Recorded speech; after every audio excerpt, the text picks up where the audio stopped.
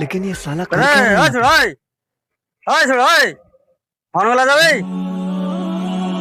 হ্যাঁ যাবো। কত টাকা ভাড়া নেবে? 400 টাকা ভাড়া লাগবে ভাই। 400 টাকা? হুম। তোর মাথা টাথা গেছে নাকি রে? কেন এই সামান্য রাস্তা 400 টাকা? 400 টাকা লাগবে? যেতে কি হলে বলছিস? চলো, আর না যেতে হলে এখন বকাও না। আমি মাথা টাথা ঠিক আছে তো? খাওয়া 400 দাওয়া টাকা এটুকু ভাড়া?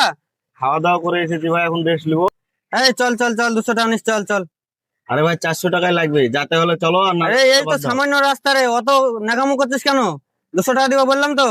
আরে ভাই এখন খাওয়া দাওয়া করে এসেছি, এখন মাথা খারাপ করে না তো, যাও অন্য টোটো দেখে নাও। চল চল চল। যাবে? হ্যাঁ যাবে। কত ভাড়া? 15 টাকা। চলেন।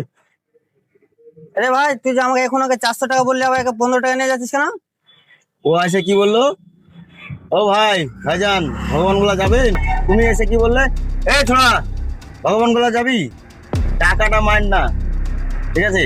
আমরা কি টোটোওয়ালা বলে আমাদের সম্মান নাই? তোমাকে ওই জন্যই নিয়ে যায়নি। আর ও 15 টাকা ভাড়া, 15 টাকাতে ওকে নিয়ে যাবো, কারণ ও এসে আমাকে সম্মান দিয়ে কথা বলেছে, আর তুমি সম্মানটা দাওনি, ঠিক আছে? তো টোটোওয়ালাদের আগে সম্মান দিতে শিখো, তারপরে টোটোতে চাপতে আসো। যাও ভাই, অন্য টোটো দেখে নাও, আমি ওকে নিয়ে যাবো।